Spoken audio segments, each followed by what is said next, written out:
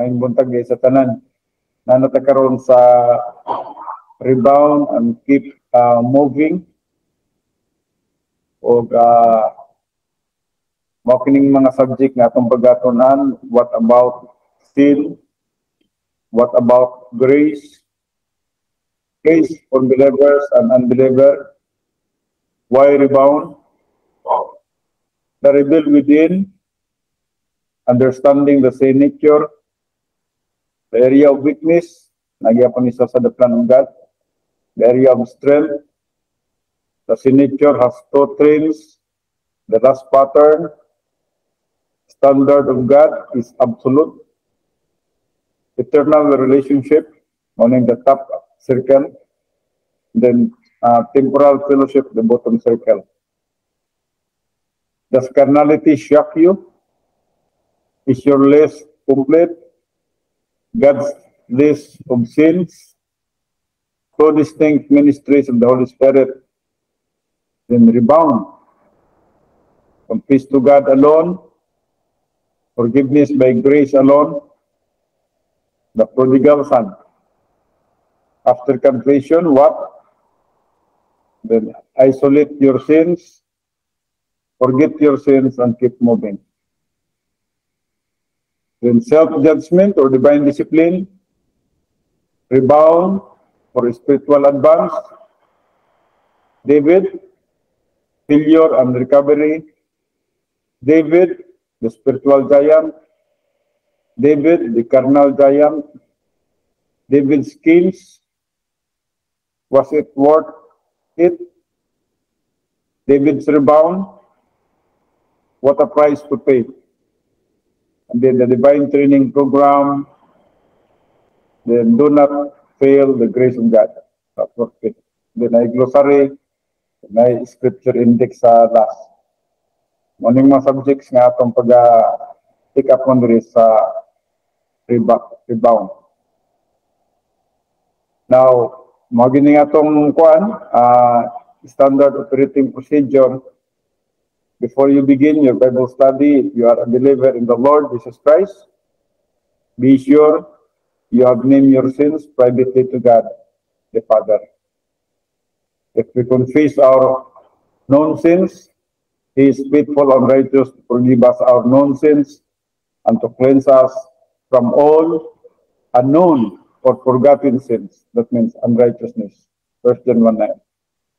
You will then be in fellowship with God, filled with the Holy Spirit, and ready to learn Bible doctrine from the Word of God.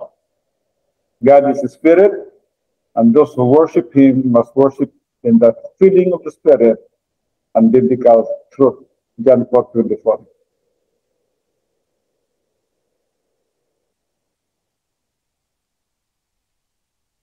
The Word of God is alive and powerful, sharper than any two-edged sword, piercing even to the dividing asunder of the soul and the spirit, and of the joints and the marrow, and is a critic of thoughts and intents of the heart. Hebrews 4:12. All the Scripture is God-breathed and is profitable for doctrine, for reproof, for correction, for instruction in righteousness, that the man of God might be mature, thoroughly furnished unto all good works. 2 Timothy 3:16-17. Study to show thyself approved unto God, a workman that needeth not to be ashamed, rightly dividing the word of truth. 2 Timothy 2:15. Okay, mag-adto tas pagampo. Amahan mo nga Diyos ni nga takna sa kabuntagon, kami mag-adol sa imong balaan nga presensya, mag-paubos diya sa imong kabubuton, nagahangyo kami sa imong panabang sa pagsanam sa mga kinabuhi, sa tanan nimong mga kaanakan, mga positibo nga magatuon sa imong pulong. Salamat sa teaching ministry of God the Holy Spirit nga magalihok sa ilang mga kinabuhi. Isa man sa mga lagad, sa banyo usab, ginailan ako, Father God, ang akong pagkalimitado. Nagkinahanglan ako sa inyong panabang. Salamat sa teaching ministry of God, the Holy Spirit. nga mag-power ka na ko, paghatag ka na kong dugang kaalam, pinagisin ng grasya. Salamat, Father God, nga mahimaya ng hangalan sa masamang pagkabuhaton karon. Kining tanan ang ginatugyan, ginapasalamatan yung madawat, pinagi lamang sa pangalan ni Kristo Jesus. Amen. Okay, welcome guys sa tanan ng mga pastors at mga kaigsunan sa Ginoo. So welcome sa Rebound and Keep Moving. Diri na ta sa atong pagtuon. So winning a basketball game requires players to shoot and to rebound the ball. When the ball leaves the hand of a shooter, arcs gracefully toward the basket, drops inside the rim of the hoop, and rips through the net, he scores. But when his shot misses, the ball must be rebounded. Rebounding recovers the lost ball as it caroms off the rim or backboard. Rebounding restores the opportunity to shoot, to score, and ultimately to win. In the spiritual life, every Christian misses shots or sins. But like basketball, the contest of the Christian life does not end when a believer sins. God graciously provides the way to rebound from sin, to restore the feeling of the Holy Spirit, to recover fellowship with God, and to keep moving in the spiritual life. Rebound offers the believer an infinite number of chances to be a winner in the Christian life. Now, what about sin? If every shot in basketball went through the hoop and scored, rebounding would not be necessary. So, tama na siya, no? Kung nagkinabuhi ta nga di kita masayop, di ta makasala, rebounding would not be necessary. But no player is perfect.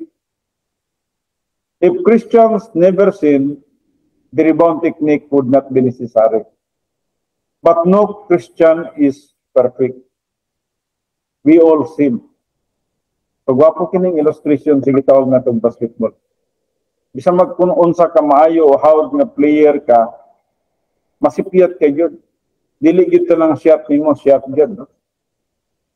O sama sa kanato nga mga Kristohanon.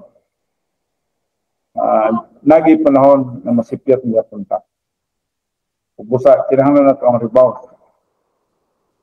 So if we believers see that we have no sin, we are deceiving ourselves.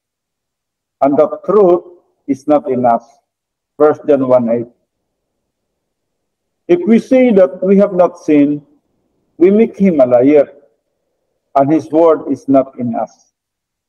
The 1 John 1:10. Sin is disobedience to the will of God. Any mental, verbal, or overt activity contrary to the perfect character and standards of God. Yet, why do believers continue to sin after salvation? The volition of Adam is the culprit. Atong nakita din, ang pagpili ni Adan, mao'y kapasanginlan nining tanan sa pag-disobey sa Diyos. God created the first man perfect without sin. But Adam's decision in the garden to disobey God by eating the forbidden fruit, so Genesis 3:6-8, alienated the entire human race.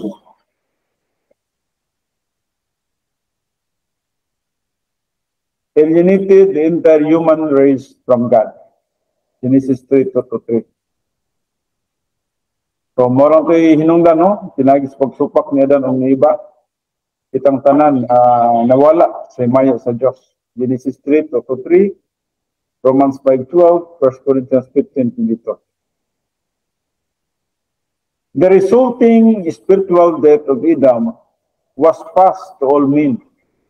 Morning sa kada kong problema karon kay hinungdan sa pag-disobey o pagkasala ni Adan, kung nagkosa iya sa iyang espiritual ng kamatayon, napasa kini siya sa tanang katawhan sa kalibutan.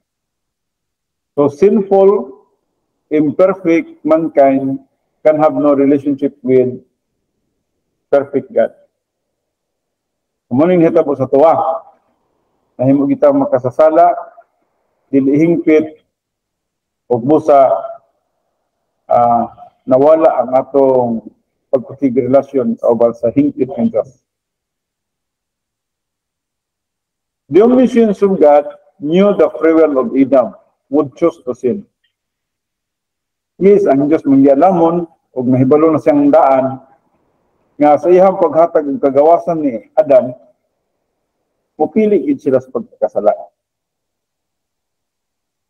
Busa, even before God created man, He conceived the plan for renewing our relationship with Him.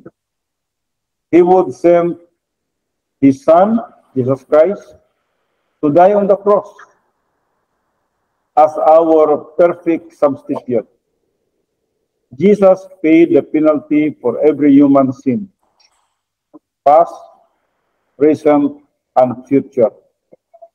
Nakita na ito ka na sa Romans 5:8, 2 Corinthians 5:14-15, 2 Corinthians 5:19, 1 Peter 2:24, 1 John 2:2. This matchless plan or policy toward mankind is called grace. Kitawag ni siya grasya.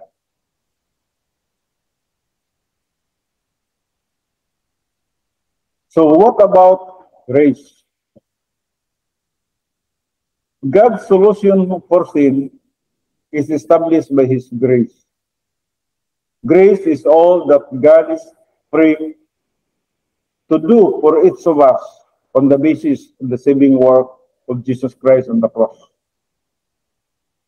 We do not earn or deserve grace. Hindi kita ngayon dapat, no? Nakalawat sa grasya. We can do nothing to merit the favor and blessing of God. He has done everything for us. Maghisgot ngayon ta grasya, wala kita nahimo niya na, wala gi-merit alang kanato. He has done everything for us. Grace for believer and unbeliever.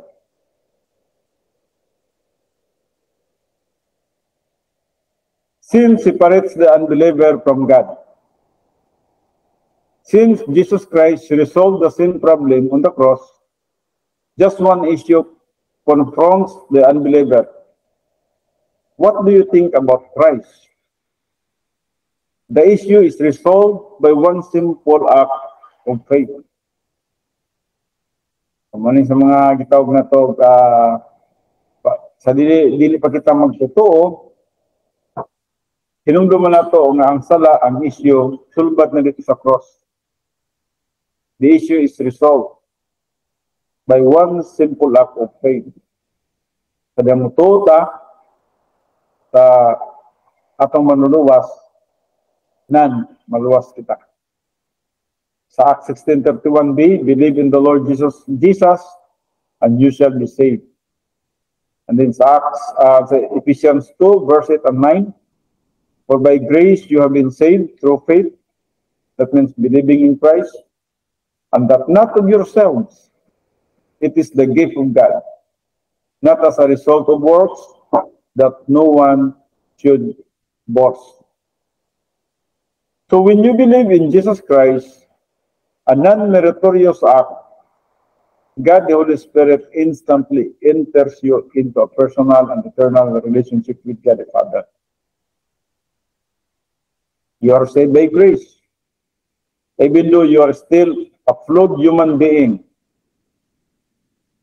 you have been declared righteous at the moment of salvation when you are given the righteousness of God. So Romans 4:3-5, 2 Corinthians 5:21.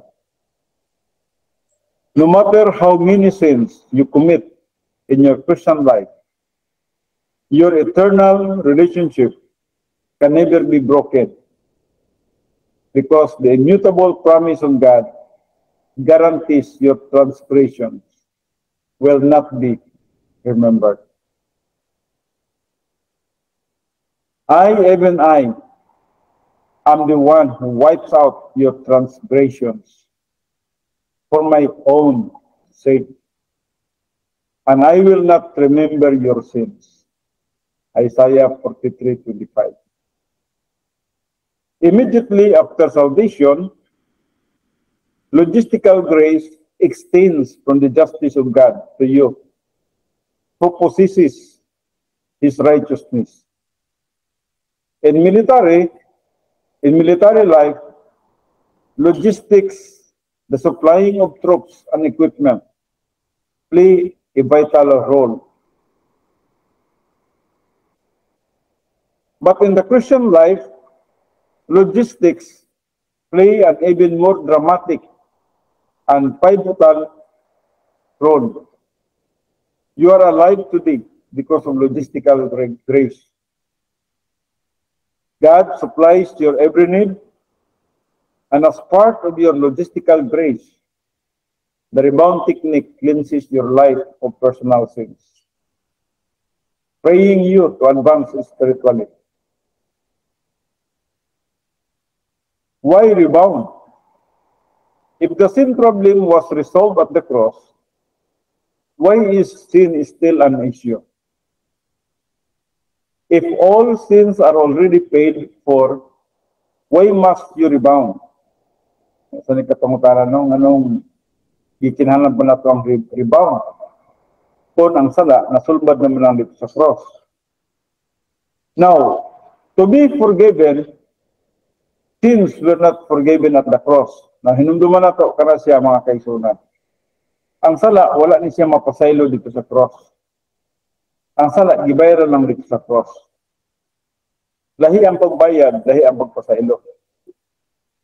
So only the penalty for sin was removed once and for all at the cross. So morning nawala lang.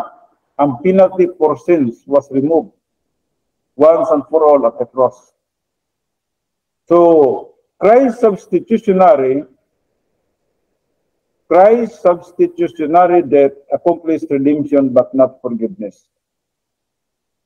Morning sa subject no sa substitutionary spiritual death of Christ. So Christ's substitutionary death accomplished redemption but not forgiveness. So walay kapasayloan sa cross. Ang dito, na-accomplish lang ang gitawag na ito redemption. Ang pagbayad sa mga sala. Gibayaran ang mga sala dito. So all pre-salvation sins, post-salvation sins, and sins of the unbeliever were imputed by God the Father to Jesus Christ on the cross and judged. Muna ang nahitabo dito sa cross. Mga sala sa wa pa kita maluwas o mga sala sa dahang naluwas na kita o bisan man sala sa mga dili magtotoo, kining tanan gi-charge, gi-impute by God the Father to Jesus Christ on the cross. O niyang gihukman ning tanan. So because of this judgment, sins are no longer a barrier to our salvation. Tungod kay gihukman naman kini siya, kining pre-salvation sins, post-salvation sins, o bisan man ang sala sa mga dili magtotoo, busa kini siya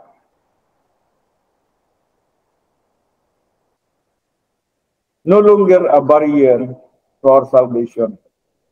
Ang sala dili na mahimong babag para sa atong kaluwasan.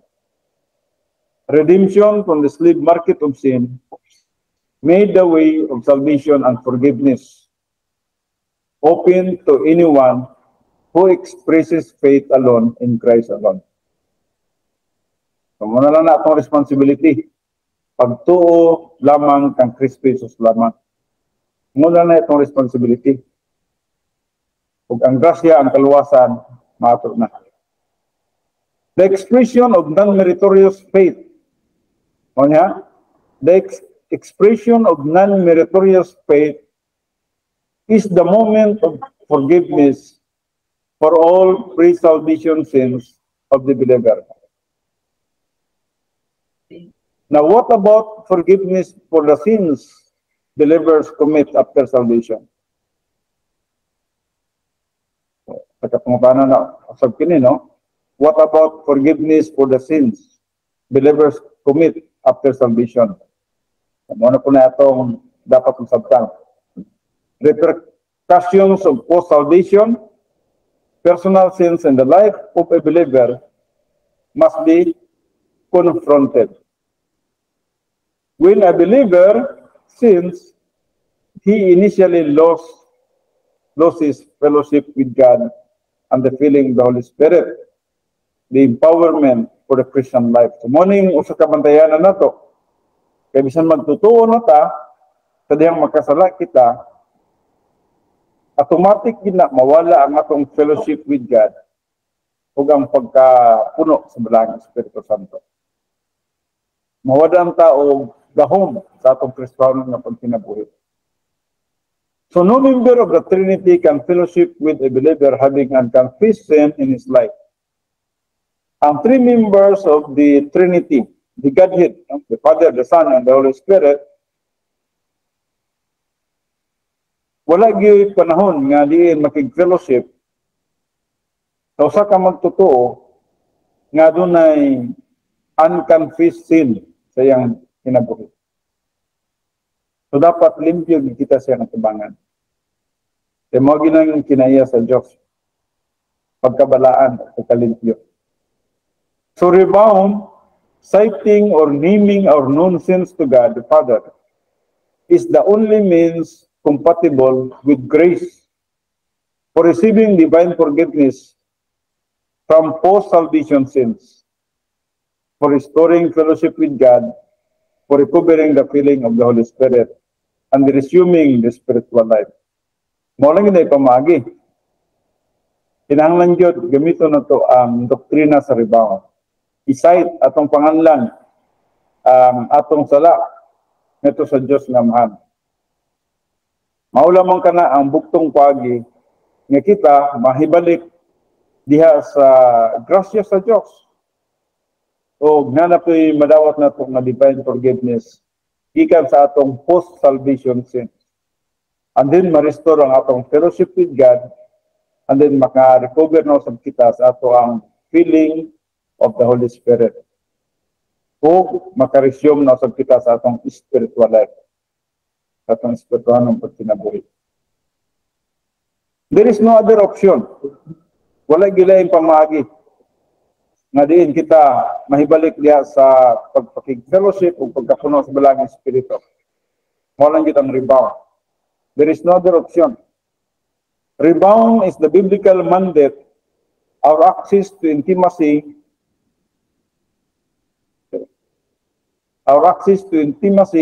with the Lord, the gateway to divine power in our life, our license to serve the Lord.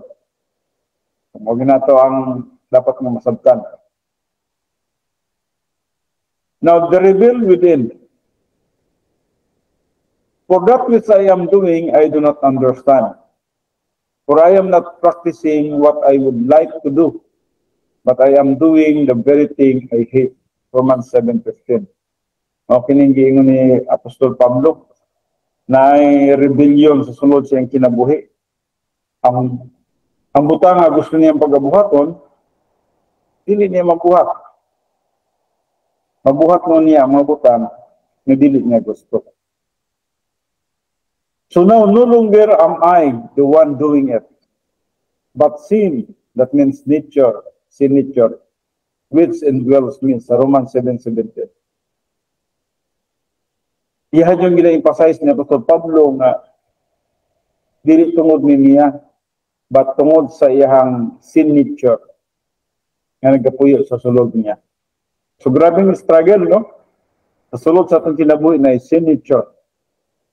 Na kung dili kita kabalong mo pugong, mo suppress, mapildigid kita. So during our lifetime as Christians, we will always be plagued with the sin nature inherited from Adam. After we sin, we may experience feelings of remorse or guilt. Then we may try to attain forgiveness from God by performing acts of penance or self-punishment. Muna itong huna-una, no? Hindi mo kasala ka, no? Huna-una dahil atong kagalingong solusyon. Nga diin, mabayran na to ang atong sala. So why we feel guilty? Because we make decisions to do the very thing we hate. We punish ourselves to purge the guilt. We wrongly reason, when I feel forgiven, then I am forgiven. Such human attempts to gain forgiveness can lead only to confusion, a guilt-ridden conscience, and spiritual impotence.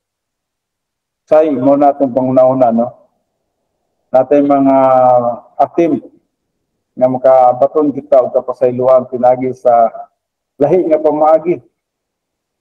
Kunya, mo lamang dahi ka na siya makapapugong sa atong gitawag atong espirituhanon nga walay kahimuan. Dili na hinon kita makaproduce o espirituhanong mga buhat. So no one can merit forgiveness from God. Understanding the relationship between the sin nature and the sin is necessary to avoid a guilt complex once we become involved in sin. When Adam chose to disobey God, he died spiritually and was cursed with the sin nature. The sin nature, subsequently inherited by every human being, resulted in spiritual death, separation from God in time, and eternity, and the sovereignty of the sin nature over human life. Romans 6:12. The sin nature itself is passed down genetically through procreation and resides in the cell structure of the human body. Romans 6:6, Romans 7:14, and sa Romans 7:18. Kumuni, napasa ning sin nature sa tuwa genetically through procreation. Now, invisibly lurking in our genetic makeup, the sin nature continually tempts the soul. Nahinduya, the sin nature continually tempts the soul to rebel against God. No, gini. Kanunay gini siya nga nagatukmod ka na to, nga diin mag-rebel di batok sa Diyos, musupak nga sa Diyos. But the sin nature cannot make us sin. Nung man na to, ang sin nature ha, dili mo ay makapahimo na to nga makasala, no? Temptation is not a sin. Though ang old sin nature mo ay source of temptation, but temptation is not a sin. The sin nature is only the source of temptation. Siya lang ang tuburan sa temptation. Ang old sin nature, siya ang tuburan sa temptation.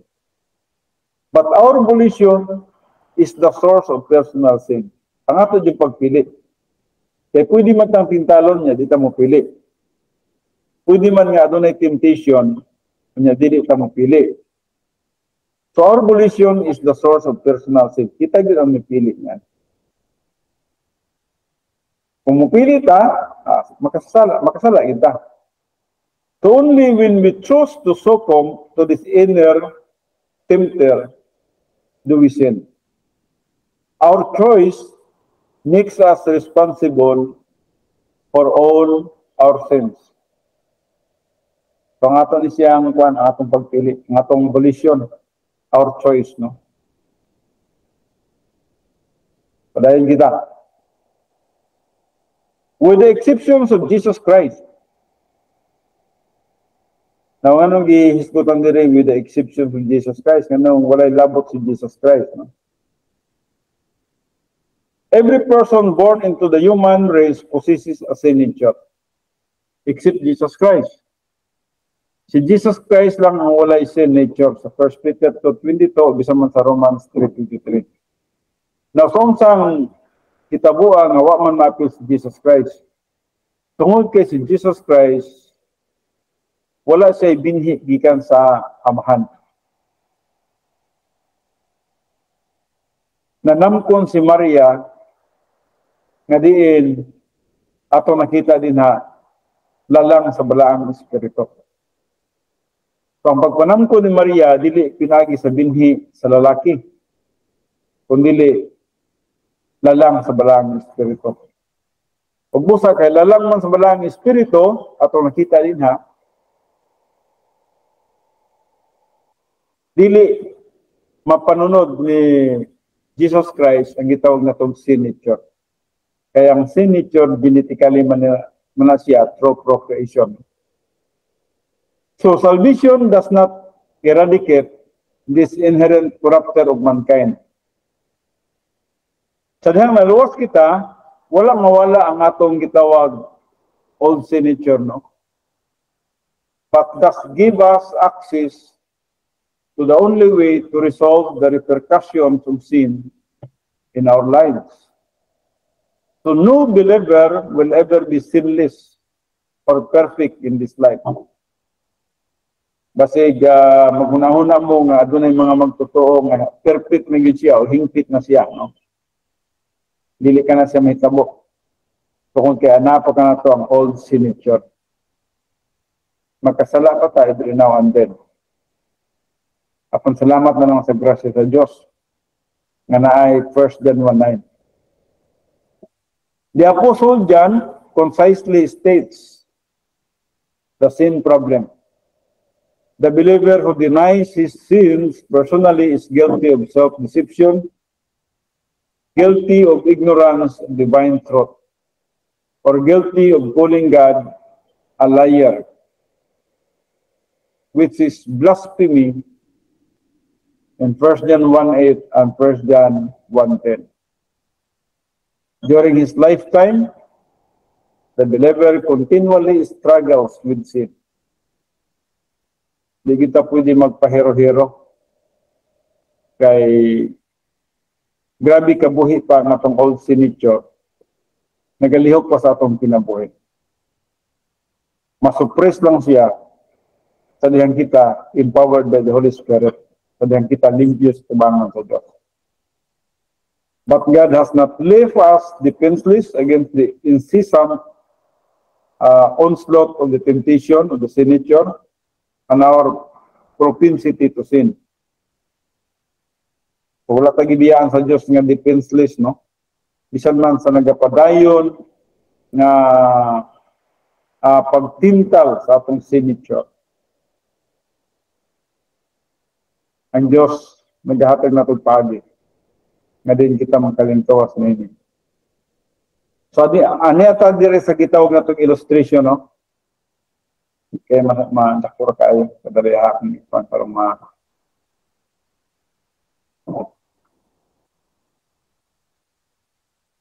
Okay. So, din ito sa illustration na to, mao kini ang kahimtang sa gitawag na to tao, no? Aduna kitay signature, mo ni signature na to, no? Ug atong signature na area of weakness. Atong area of weakness mao kining makabuhat kita mga personal sins. Mental, verbal, overt. Sa atong area of strength, kung gyapon siya, no? Lihok gyapon sa iya sa old sin nature. Natay area of strength, makaproduce po siya og human good or deed works.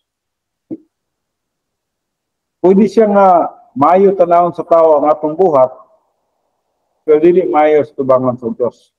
Nga naman, resulta sa atong old sin nature.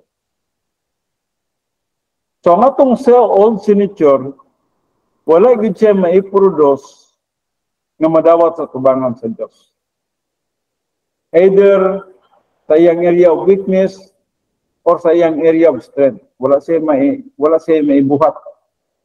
No production siya which is acceptable to God. Personal sense, the more. Dili madawat sa tubangan sa Diyos. Human good, deed works, dili gyapon madawat sa tubangan sa Diyos. Now, doon na po siya yung mga last pattern niya, no? Last pattern. Trend towards legalism, and another one is to trend towards antinomianism. Toward legalism, ito makita, pwedeng magiging self-righteous siya. Trend towards antinomianism, pwedeng magsupak siya sa gitawag na to, mga balawat. Now, understanding the sin nature.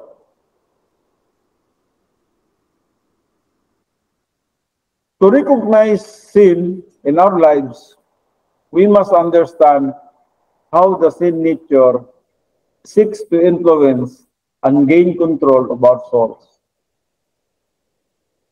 The sin nature is composed of an area of weakness, an area of strength, trend towards legalism, and antinomianism, and last patterns. Baganing mga last niya, there is no last patterns. Within the sin nature, the area of weakness is the source of temptation. So the area of weakness is the source of temptation for personal sin. The area of strength is the source of human good. So walay madawatan sa tubangan sa Diyos. Bisa man sa area of weakness or sa area of strength.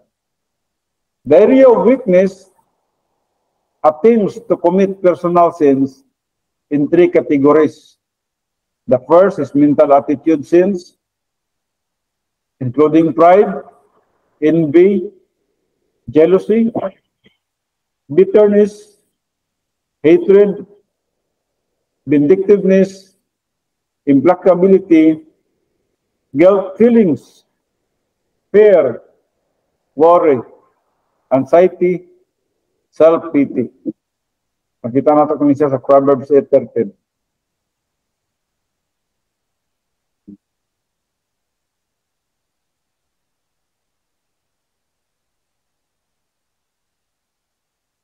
Okay. Makita natin kung siya sa Proverbs 8:13, Isaiah 41:10, Philippians 4:6, o bisa man sa 1 John 2:11. So mental attitude sins are the most destructive to the spiritual life. Hinumduman na to, kana siya. Mental attitude sins are the most destructive to the spiritual life. Mo ni kanunay na itong mabuhat yun, mental sins.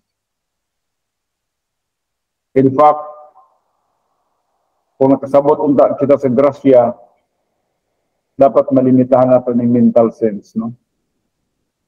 Dapat hindi kita magkasuko, nga sa ating isigataw. Dapat wala kita mga huna at isigataw.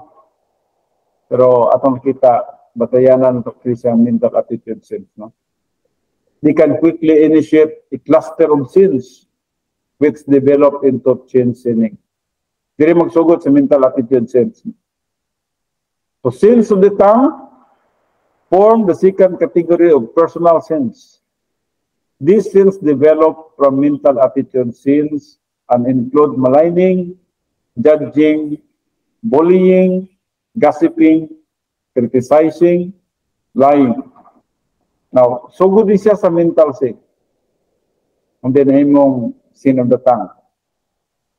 So James warns us about the devastation wrought by this category of sin. Si Santiago, ang sulat ni Ining, no? Sa Santiago 3:5 nga to sa 6. So also the tongue is a small part of the body, and yet it boasts of great things. Behold, how great a forest is set aflame by such a small fire, and the tongue is a fire, the very word of iniquity. The tongue is set among our members as that which defiles the entire body, and sets on fire the course of our life, and is set on fire by hell. James 5:6. So the third category of personal sin is overt sin. Overt sins means action. Some overt sins declared in the Bible are murder, adultery, drunkenness, drug abuse, stealing. Now the deeds of the flesh are evident, which are immorality, impurity, sensuality, idolatry, sorcery, enmities, strife, jealousy, outbursts of anger, disputes, dissensions, factions. Kaya po na yung factions, no? Pagbahin-bahin. Envying, drunkenness, carousing, and things like this. Nakita sa Galatians 5:19 to 21, which is opposite sa fruit of the Spirit sa 22 o 23. No? Kini, fruit, bunga ni siya sa gitawag na to, signature. No? So misinformed people insist certain taboos are also overt sins. So ang uban, nagahuna-huna po nining ubang gitawag na to certain taboos, no? Ang gitawag nila overt sins po niya. A taboo is a prohibition arbitrarily imposed by a religious or social group. Mga taboo, no? But taboos are not the basis for assessing sin. While some may not condone certain taboos, the Bible does not condemn them as sin. Believers must stay with what the Bible teaches. So, doon yung mga naghuna-huna po sa tabo, no? Ilang huna-huna na sala ko ka na. O ilang gina-impose ato sa ubag ng mga katawan. The area of strength. The area of strength becomes operational only after the believer chooses to sin and comes under the control of the sin itself. Morning area of strength. No? Kung natay sala, nata sa area of strength under old signature gapon. From the area of strength, the signature produces deeds of human good or deed works. Hebrews 6:1. These good deeds can be performed by believer or unbeliever. Hinunduman nato, no?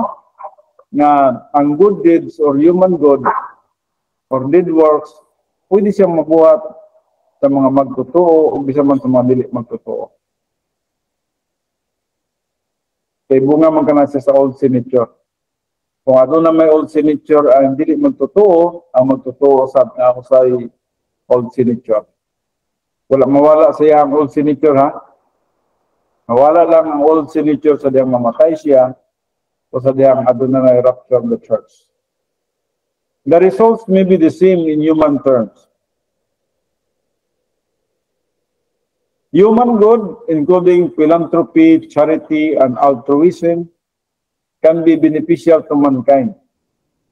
But for the believer, unless the motivation is from the feeling of the Holy Spirit, there is no spiritual value to deeds of human good. Scripture distinguishes between good works with spiritual and eternal value, and good works with only temporal value.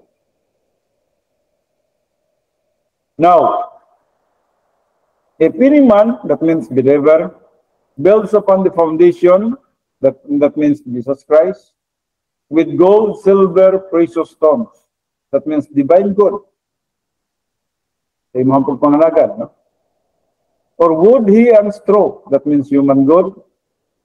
Each man's work will become evident, for the day will show it, that means during the judgment seat of Christ, because it is to be revealed with fire. There is evaluation, no? Sa atong mga agi. And the fire itself will test the quality of each man's work. If any man's work, that means divine good, which he has built upon it, remains, he shall receive a reward. That means divine good ang iyang agi. Walay sala, filled with the Holy Spirit, in fellowship with God, mga lagad sa Diyos. Una siya reward. If any man's work, that means human good, is born up, he shall suffer loss. That means he lost his rewards, but not eternal salvation. But he himself shall be saved, delivered to heaven, yet so as through fire. 1 Corinthians 3:12-15. Mauni siya ang major na itong passage when we talk about the demands of judgment. In our limited perspective, all good works may appear the same. But God differentiates those done by the power of the signature from those done by the power of, by His power. Dinhini mo mahibaluan ang human good ug ang divine good. Kung nagapangalagad ka, pinagi sa imong kaugalingong power, that's the power of the signature. Pero kung nagapangalagad ka through the power of God or through the power of the Holy Spirit, that's divine power. So deeds of human good, wood, hay, and straw have no spiritual value. Mangalagad kita sa Ginoo nga wood, hay, and straw, wala sa spiritual value. Are not rewardable in heaven. Walay God din sa langit. And do not glorify God. Kaya yun pag-expect na makahimaya ka sa Diyos, isang pag nagsimba ka, apan kung nag-operate ka under sa signature, ang imong pagsimba wala na sa value na sa Diyos, wala na sa value sa eternity. O wala, dili na sa makahimaya sa Diyos. These good deeds are unacceptable to God. So, atong i-appealing footnote and indot ng footnote. So only believers will be evaluated at the judgment seat of Christ. Believers are not judged for sins, which were all judged on the cross, but are evaluated for their deeds of human good or divine good. Maning metabo sa Bema Seat Judgment. I-evaluate ang akong agi whether it is human good or divine good. Dili na isyu ang sala dito ha, wala na ilabot ang sala dito.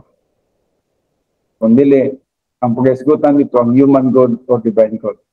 Do human good, kung atong pagatanahon, tupak sa kabubuton sa Diyos, apan wala siya naghisgot nga sala, do kung atong tanahon, hindi madawat sa atubangan sa Diyos, ang human good. Evil gihapon siya sa atubangan sa Diyos. But at the Bema Seat Judgment, ang pag-isgutan nito ang human good o ang divine good. Kung mo ka ng kaimportante sa Christian way of life, sa atong pagpangalagad sa Diyos, are we operated under the energy of the flesh or under the energy of the Spirit? Are we operating under the power of God or the power of self? Energy of self, no? Nag-operate ba ta sa human good or sa divine good? Munang dapat double check din ta sa atong Christian way of life. So good deeds do frequently fall short of their intended results and sometimes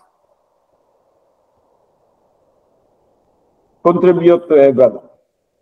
The sinful nature of humanity corrupts God's intentions. acts of human good are never permanent solutions for our problems.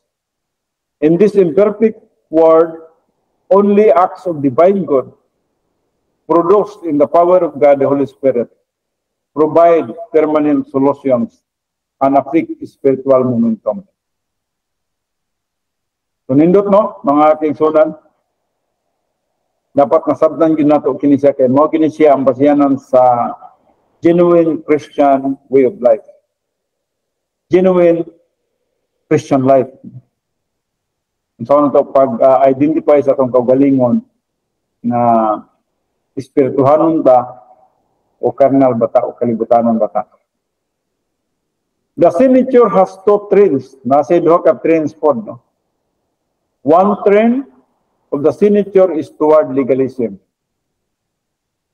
A futile attempt to earn salvation, spirituality, or the approbation of God through morality or good works. The other is toward antinomianism. So, maning duha ka trend niya, no? Duha ka trending sa iyang kinabuhi, asa siya padulong. Either na siya sa legalism or padulong siya sa antinomianism. Apan kana gihapon tanan pinunduman nato nga dili gihapon madawat sa tumbangan sa Dios. Production gihapon kana siya sa old signature. Self-gratification leading to licentiousness. We will have a train in one direction or the other. When we are under the control of the signature, we generally move in the direction of our habitual train. Least frequently, we move in the opposite directions. For example, one person may develop an area of legalism through his general trend might be toward lasciviousness. On the other hand, a person who trains toward self-righteousness might suddenly develop an area of licentiousness. Let us go now to the last pattern. The last pattern is another characteristics of the sin nature. But indaghanan no? Daghan kayo glass, daghan kayo mga pangandoy ang atong sin nature. An illicit, lucid, or perhaps insatiable desire. Kanang atong mga pangandoy nga naghinubra na bitaw kayo. The motivation toward either trends. Lust includes approbation lust, meaning the desire for recognition or approval. Power lust, sexual lust, social lust, monetary lust, materialism lust, inordinate ambitions resulting in inordinate competitions. Nagkinubrang pangandoy, no? And then revenge lust. Nagyapon kay pangandoy nga manimalos, no? Kung tao nga nagpakasala batok nimo, no? Then criminal lust, chemical lust, procedure lust, pleasure lust. Katong gusto maglipay-lipay sa kinabuhi.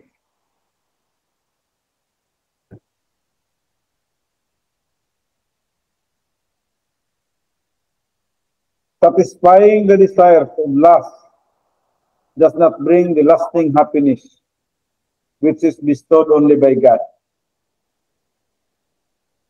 Balikon ako, satisfying the desires of lust does not bring the lasting happiness which is bestowed only by God. Masaya, magunahuna ka, no, nga ang atong mga pangandoy, atong nakita, no, maghatag na itong kalipay, apan diligid ka na siya mulungtad yung kalipay. Ang magkahatag lamang sa malungtaron ng kalipay, mo lamang ang atong Diyos. Sadyang kita, ana sa Diyos, sadyang kita nagapakig-fellowship kauban sa Diyos. When we are controlled by the last pattern, the sin nature, we become slaves to our desire.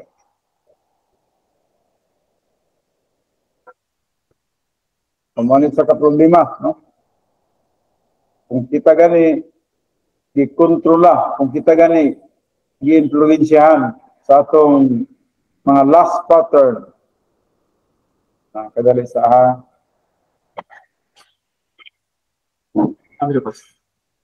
oh, okay na.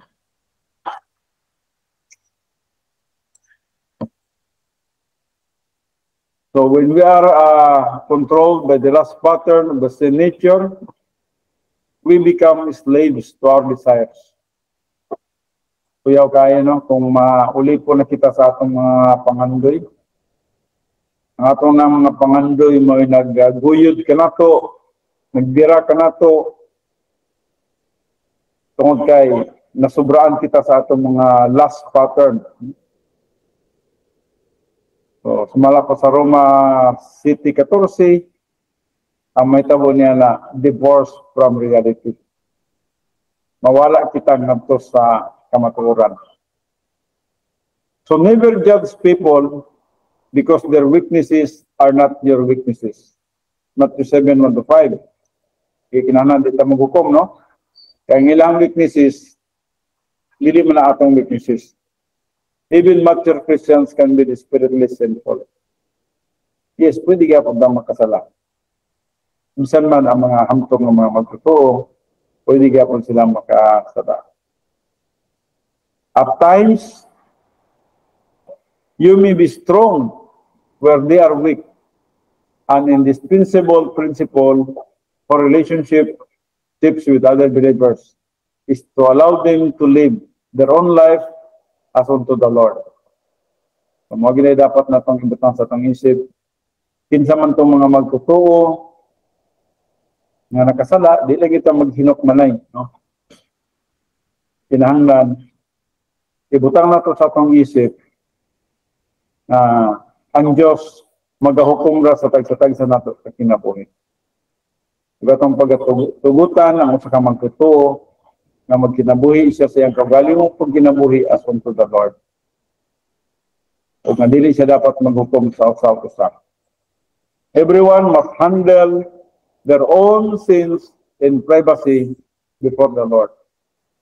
Kita dapat atong pagadalon ang ato ang kaugalingon ng mga sala privately ngadto sa Ginoo. O dili ta pwede nga manghilabot ngadto sa sala sa uban.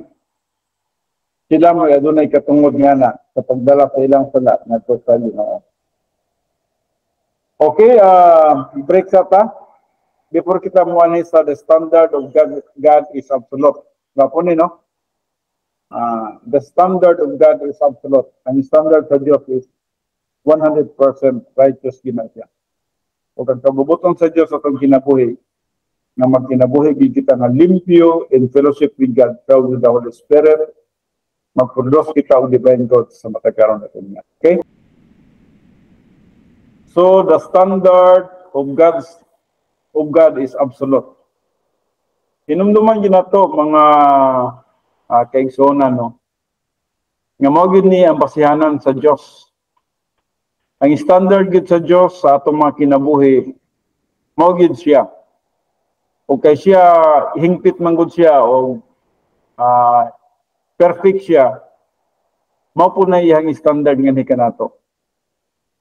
O mahimo lamang kita nga makasabay sa standard sa Dios sa dihang magagamit sa rebound.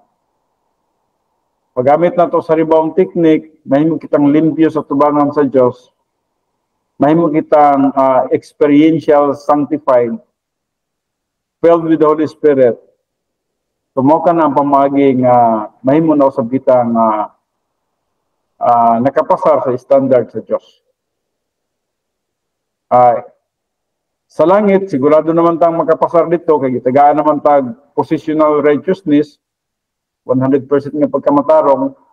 Pero sa atong adlaw-adlaw nga pag kinabuhi, nagkinahanglan kita nga musunod sa standard sa Dios sa pagkinabuhi nga matarong, mao ning gitawag nato Christian way of life. So dire, no? The standard of God is absolute. Eternal relationship, morning the top circle, morning sa atong diagram sa boss. Once we believe in Jesus Christ, salvation can never be forfeited. So, dili na gyud na pwede ma-forfeit pa, dili na gyud pwede nga mawala o ma-cancel. Once we believe in Jesus Christ, nana kita kaluwasan. Muna itong paglaom yun. Our eternal secure. Na ipangutana? Wala. Wala. So our eternal security is based on the payment of Christ for every sin committed before and after salvation. Kamagin na itong eternal security. Bayad na sa cross ang tanan natong sala. Past, present, and future. Busa, nanigitay kalawasan. Ang atuwa lang, kung unsaon na ito pag-maintain sa atong pagpakig-fellowship kauban sa Diyos. We are in fellowship with God. Magin na ang pag-maintain niya na. Ang atong huna-huna, kanunay occupied with Christ, dili occupied sa kalibutan, ang atong pagkinabuhi, kanunay nga nasa iyang kabubuton in His will, o ang atong kinabuhi wala nakatanaw sa mga kalibutanong butang. Kanunay nga nagatanaw sa mga espirituhanong butang. So muna ang pinaka-importante sa Dios sa atong kinabuhi. Anto nga maabutan kita sa iyang pagbalik. So our eternal security is based on the payment by Christ for every sin committed before and after salvation. This complete payment guarantees our eternal destiny in heaven. Huwag na itong bantayan. Kompleto na ang pagbayad ni Jesus Christ. Busa garantisado na ang atong eternal destiny nga moadto kita sa langit. Nothing in this universe, in heaven, above, or on the earth, or under the earth, can separate us from God. Wala naging makapahimulat pa nato ikan sa Diyos. Once we have believed in Jesus Christ, we cannot lose our salvation. Muna itong diagram. Status of believer in top circle. Muna yung top circle, no? Kaya naman yung bottom circle. Ang atong status, isip mga magtotoo, permanent. Hindi na kita mawala. Ano? Itawag kini siya og position. Our position in Christ. The word in naghiskot ni tungod sa position. We are in Christ. We are in union with Christ. So nanata sa position ni Christ Jesus. Forever. Hindi kita mawala pa ni Jesus Christ. Before we are in Adam. But the moment we believe in the Lord Jesus Christ, we transferred from Adam to Christ. O morning we are in Christ. O morning itawag ng eternal relationship sa Romans 8:38-39. O busa doon na tayo eternal security. Wala naman siguro yung nag-question na ano, mura kita namang paano, nagatuon ng mitang, ano, nagita eternal security. So, padayon ta. Morning ngayon sa Romans 8:38-39, for I am convinced that neither death, nor life, nor angels, nor principalities, nor things present, nor things to come, nor powers, nor height, nor depth, nor any other created thing shall be able to separate us from the love of God, which is in Christ Jesus our Lord. Romans 8:38-39. So, grabe no? Detalye yun ang tanan. Wagi makapahimulag na to, gikan sa gugma sa Diyos nga nakang Kristo Jesus. So, once we are in Christ forever. Kaya gisaysay na gudiri ang tanan, wagi makapahimulag na to. Bisag kinsa pa na sila yan. No? Now, the moment we believe, the Holy Spirit places us into union with Christ. Morning itawag na itong baptism with the Holy Spirit. We are transferred from Adam to Christ. Sa 1 Corinthians 12:13, o bisa man diri sa 1 Corinthians 15:22. No? The irrevocable state of eternal relationship. My word, irrevocable. Irrevocable, that means dili na gyud na matangtang, dili na gyud na makuha, di na mausab. Once nga nahimo na kang anak sa Dios, anak na ka sa Dios, so wala gyud katapusan. Kadang luwas ka na gyud, so wala katapusan. So the scripture designates this union with Christ by the praise in Christ. Kining word nga in Christ, positional praise, no? Gamay kay ni siya nga word, duha lang ni kalitra, pero dako kay ni siya impact alang kanatong tanan. The word in. Makabasa kag word din nga in sa Bible. Para ni, for us in Adam, all died. Kadali ha? Yes.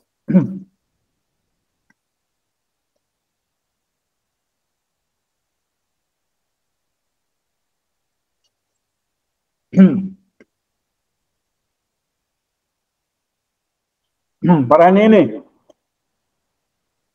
For us in, na word din nga in ha, in Adam, all died. Positional ni siya, no? We are in position, nata sa position ni Adam. So, sadyang nata sa kang Adam, kitang tanan nga matay ta. Spiritually patay ta. Pag yun diri, so also in, in Christ. And the word in Christ, positionally we are in Christ, all shall be made alive. Mani nangabuhi na puta. So importante ning word nga in ha. Gamay lang kay ning word nga in, pero importante kay ni siya. Sa 1 Corinthians 15:22.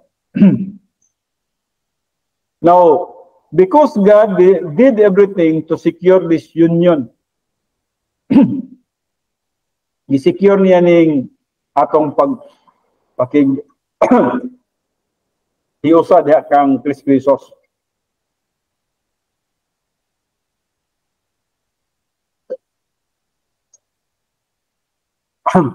Now, nai ang gisgutan dire. We can do nothing to abrogate our position in Christ. Now, we can do nothing to abrogate our position in Christ. Wala na gid tay mahimo pa nga diin unsa kung say atong pagabuhaton wa tay mahimo sa atong position in Christ.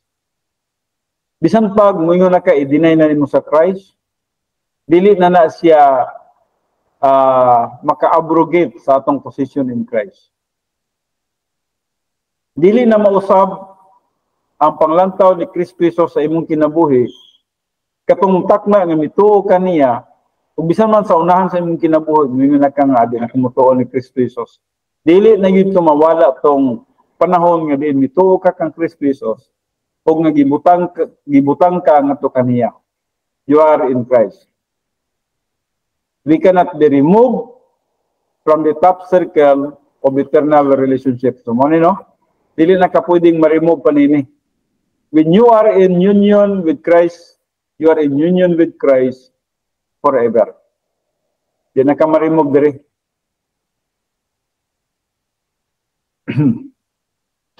Now, because God did everything to secure this union, we can do nothing to abrogate our position in Christ. We cannot remove from the top circle of eternal relationship. Klaro naman siya talihan, no? Wala lang tayong problema diha. So, and I give eternal life to them, and they shall never perish, and no one shall snatch them out of my hand. John 10:28. So, we are held by the hand of God who never lets go. Pagigunitan ta sa Diyos. Ang kamot sa Diyos, may nagagunit na to, o dili kita makalingkawas nini. Mas gamhanan siya nga nagagunit na to kaysa mga butang sa kalibutan. We are not held by our own morality, obedience, good works, or religious observances. Our salvation never depends on us. Salvation is by grace, freely given by God, never earned or deserved. Importante kaning word nga never earned or deserved. O, gibalik na po sa diri, for by grace you have been saved through faith. And that not of yourselves. That not of yourselves. Dili gini imo. Ayag yung kang kuna nga naluwas ka tungod sa imuhang kaugalingon. It is the gift of God. Gasa. Gasa sa Diyos. Not as a result of works, that no one should boast. Ephesians 2:8-9. Since we can do nothing to earn our salvation, we can do nothing to lose our salvation. So simple lang nga logic, no? Wala man tayo nahimo sa atong kaluwasan, wa po tayo mahimo para nga mawala ang atong kaluwasan. Di ba? Kung ang atong kaluwasan, dili man atong buhat, dili atong pamagi, so dili po pwede nga makakuha sa atong kaluwasan, sa atong pamagi. Just as salvation is given by grace of God, our eternal life is also preserved by His grace. So now salvation is given by grace of God. God always preserves what He has given. God always preserves what He has given. To obtain an inheritance which is imperishable and undefiled, and will not fade away, reserved in heaven for you, who are protected by the power of God. 1 Peter 1:4, nga to sa 5:8. So, protected by the power of God. May mga wall of fire, no? So, no believer can be plucked from the omnipotent hand of the Lord Jesus Christ, even if he dies with unconfessed sin in his life. Wa naging makailog pa nato gikan sa kamot ni Jesus Christ. Bisan pag mamatay kita, nga adunay mga wala makumpisal nga sala. Wa nagina siya labot para sa atong kaluwasan. Now, kini atong tunaning temporal fellowship kay importante ni siya. Temporal fellowship, the bottom circle na ta. When we believe in Jesus Christ as Savior, we enter not only the top circle. Dili lang kay nakasulod ta sa top circle, an internal relationship with God, but we also enter the bottom circle. Sulod po ta diri sa bottom circle, kini. The top, ano kung i-explain ka ganina, adina po ta diri sa bottom circle. Ato sa nintiwason.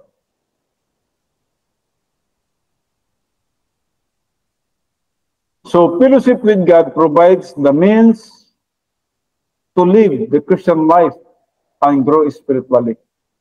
So, mo gini ang kabubuton sa Dios. Gusto gini nga matag-usa ka nato nga mga magtotoo, magkinabuhi kita nga nagkinabuhi nga Kristohanon. Now, wala nagpasabot nagkinabuhi nga Kristohanon na nga human God. Magkinabuhi nga Kristohanon nga divine God o nga magatubo spiritually. Ug busa, fellowship with God provides the means. Fellowship with God provide the means to live the Christian life. Naghatag yun siya mga pamagi. Naghatag siya og dalan nga diin kita magkinabuhi nga Kristohanon. So unlike the top circle, the believer by his own volition can remove himself from the bottom circle. Dili pareha sa top circle, dili lagi nimo ito ma-remove. Pero sa bottom circle, the believer by his own volition can remove himself from the bottom circle. Bot pasabot nga, kung irrevocable ang top circle, irrevocable ang top circle, kining bottom circle, pwede ma-remove. Pwede ta nga dili filled with the Holy Spirit. Pwede ta nga out of fellowship. Kanya magkabuhat ta og sala o mo na ma-remove ta sa mo ning gitawag isang temporal fellowship. Tungod kay ma-remove ta diri, ma-transfer ta diri sa carnality. Mo ni carnality. Kung nakas carnality, you are out of fellowship. You are not filled with the Holy Spirit, Ephesians 5:18. You are not spiritual. You are not influenced or controlled by the Holy Spirit. Nakadiris carnality. So, ang pamagi para makabalik ka diri sa fellowship with God, gamito na po nimo ang 1 John 1:9. Rebound. Wala yung pamagi nga kay ikaw makabalik diri sa temporal fellowship. Ambot sa inyo din ako, napamula yung pamagi nga kung makarnal, makabalik sa fellowship. Maligo niya, manabon, sabunan pag-ayo, di magsilbi. Kini yun, mawag yun ni ang buktong pagi, rebound. 1 John 1:9. Kumuning status of believer in bottom circle, temporary lang siya. So inside the bottom circle, represents spirituality. Outside represents carnality. So motong nakita nato sa bottom circle, no? Ang kinabuhi nga nasa sulod sa circle, sa bottom circle, nagrepresento sa atong pagka-espirituhanon. Nagrepresento sa ato ang pagpakig-fellowship kauban sa Diyos. But outside represents carnality. So spirituality is the absolute status of being in fellowship with God. Mao gini no? Mao gini standard standard nga gitawag nato absolute nga gikinahanglan sa Dios. The absolute standard of God is spirituality. So under the control of the Holy Spirit, no? Carnality is the absolute status of being out of fellowship under the control of the sin nature. Once nga mugawas ka dito, you are under the control or influence of the sin nature. We cannot be partially spiritual and partially carnal. Di mo gumitabo nga ka nga spiritual ko gamay, nya carnal po ko gamay. Di ka makasulti niya na. Kung spiritual ka, that means limpyo gikas tubangan sa Diyos. Pero kung carnal ka, that means dili ka pwede nga magiging spiritual gamay. Spirituality is 100% absolute. Carnality, bot sa bot nga, nandiyo ka sa other side. They are mutually exclusive. Hindi na pwede managuban, no? Kung gina sila, managlahi gina sila. Every time we decide to sin, we move out of the bottom circle, losing temporal fellowship. We become carnal when we sin. Kadihang makasalata, may mo gitang carnal. Fleshly, kung kalibutanon.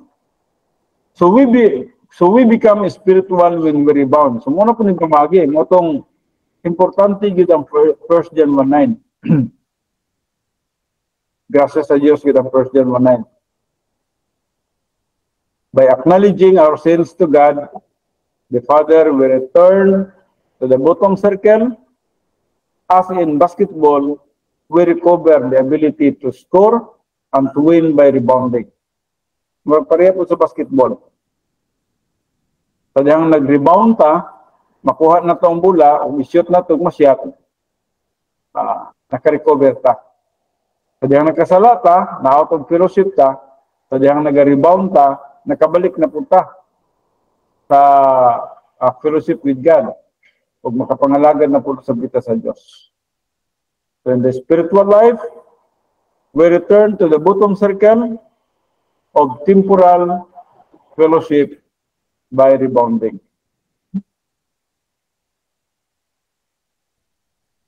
Now, does carnality shock you? Di na siguro mo masyak na ini, no? But in 1 Corinthians 3:1-3, nagahisgot kini siya may tungod sa carnality o kalibutanon. Confirms the existence of carnality among believers. Remember,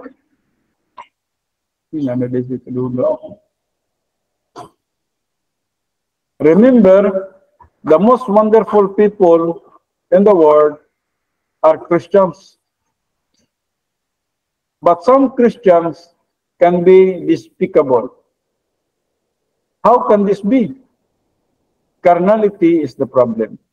Mo gini ang problema. When a Christian consistently remains under the control of the Holy Spirit, growing to spiritual maturity, he exhibits the fruit of the Spirit. Morning isgutan sa Galatians 5:22-23.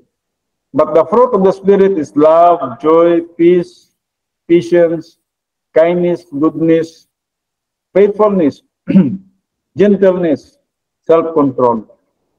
Against such things, there is no law. Galatians 5:22-23. So kung ngata sa power sa Holy Spirit or influence of the Holy Spirit, morning manggawas atong ginabuhin. However, the Christian who habitually remains under the control of the sin nature in carnality commits destructive mental, verbal, and overt sins. If you do not acknowledge the existence of carnality among Christians, you will never understand the necessity for confession of sin. You will resemble the Corinthian believers who were unable to make spiritual progress. And I, brethren, could not speak to you as to spiritual men. That means filled with the Spirit. But as to men of flesh, that means carnal. It is mga Corinthians, no? As to babes, babes is nepios, no?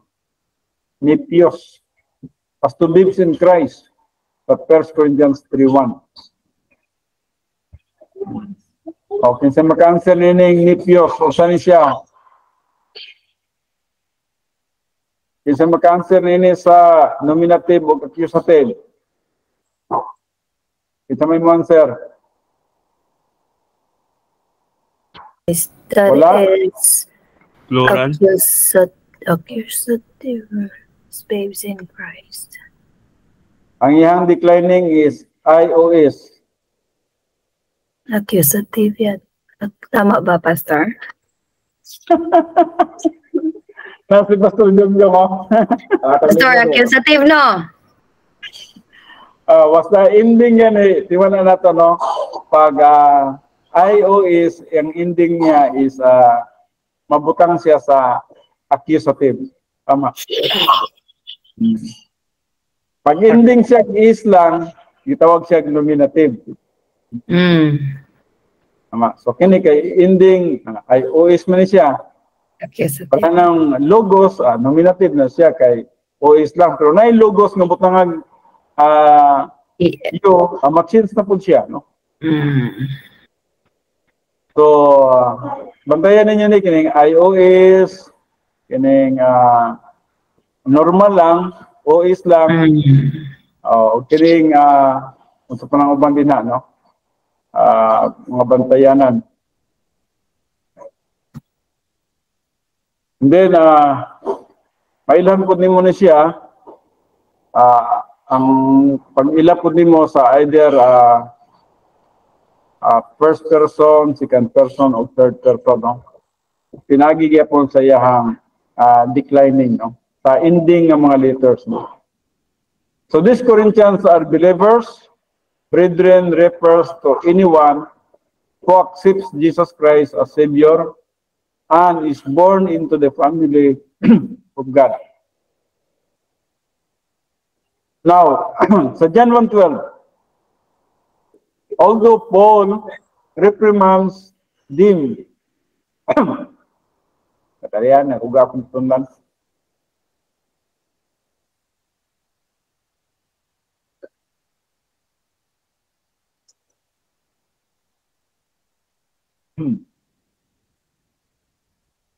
So, sa John 1:12, although Paul reprimands them for their carnality, he declares their position in Christ. Since these believers are not spiritual, kaya babes man lagi sila, nephews man sila, Paul is unable to speak to or teach them. Dili katudlon si Apostol Pablo ngadto kanila.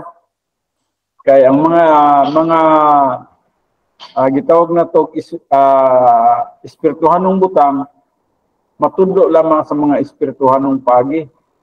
Yeah, during this time, carnal man sila. So, naa sila kang Kristo Jesus, pero carnal sila.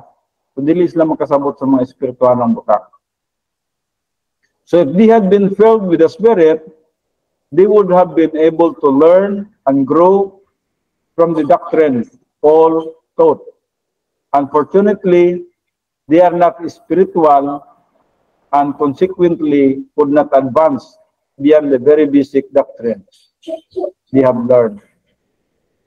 They are men of the flesh, carnal Christians out of fellowship with God, with a stagnant spiritual life.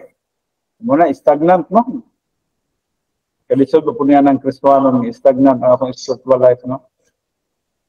Though these Corinthians are saved, they are carnal and wreaking havoc in the church. Muna sa ka-problema, no? Luwas man tinood sila, pero carnal. Naghatag og dili mayo na testimonyo sa simbahan. Kung dili ka daot.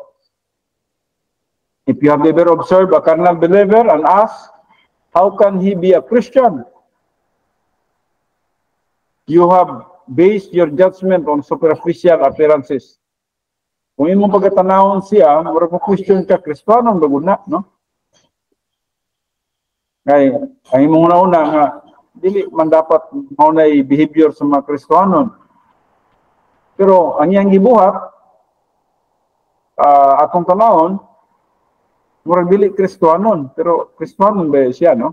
Wala lang mutubo, dili lang spiritual.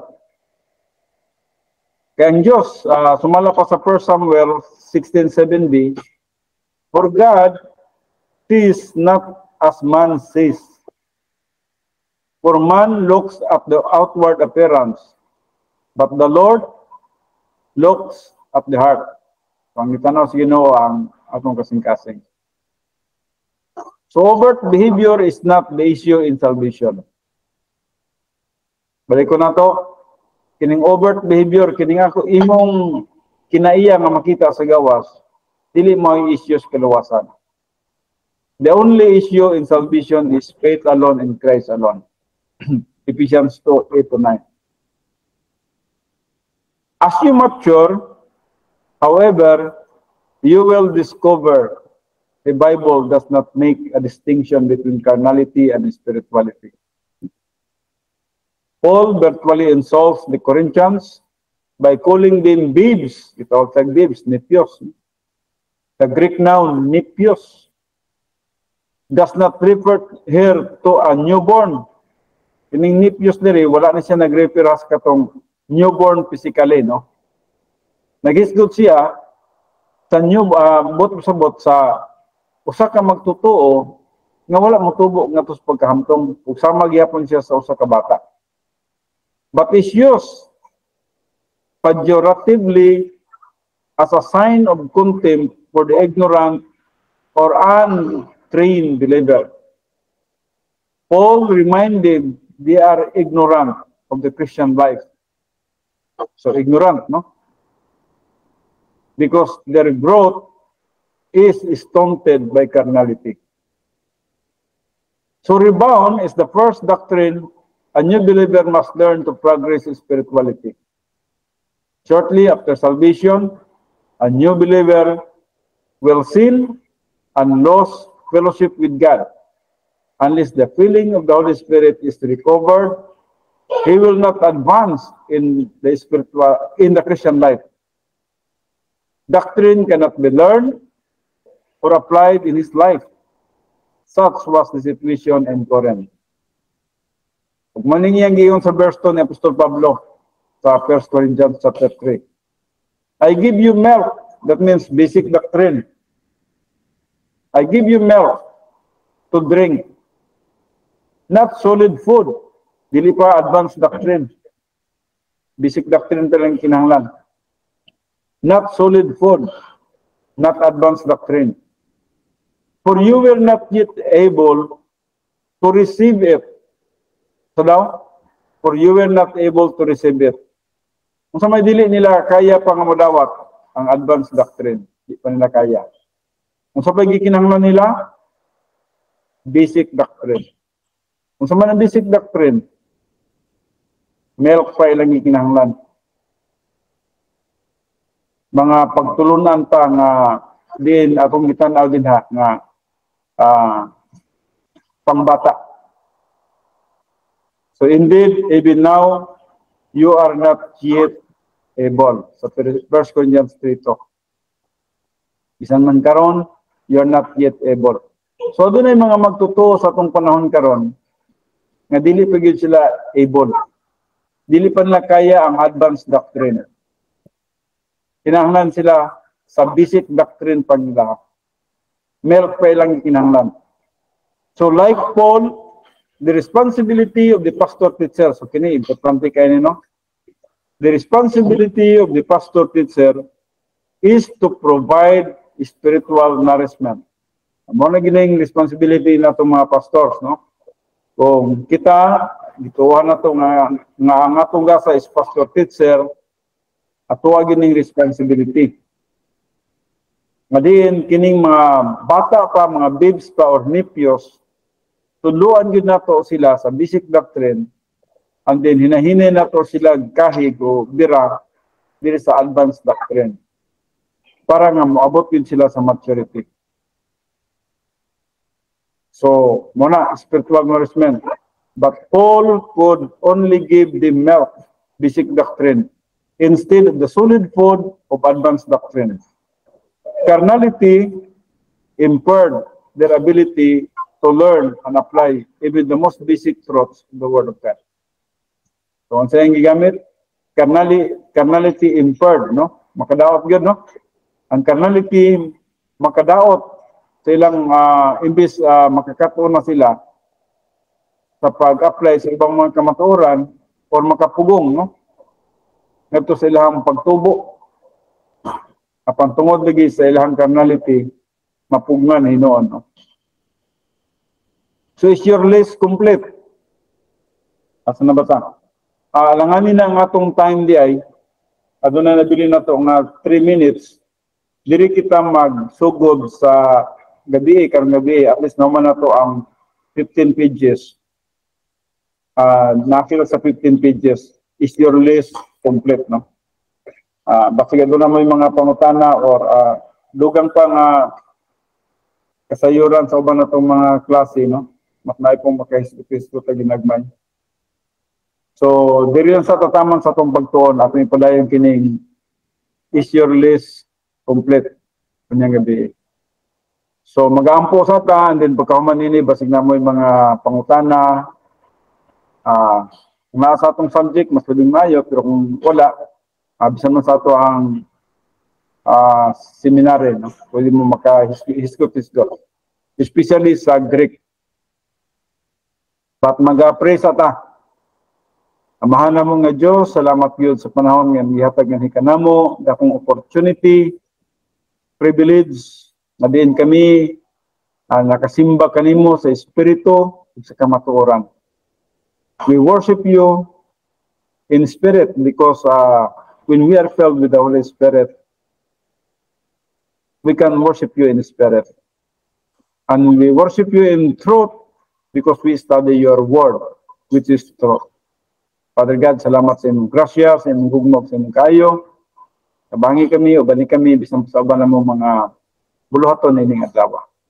Kabangi mong mga kanakan, mga estudyante, sa pagtuon sa imong pulong.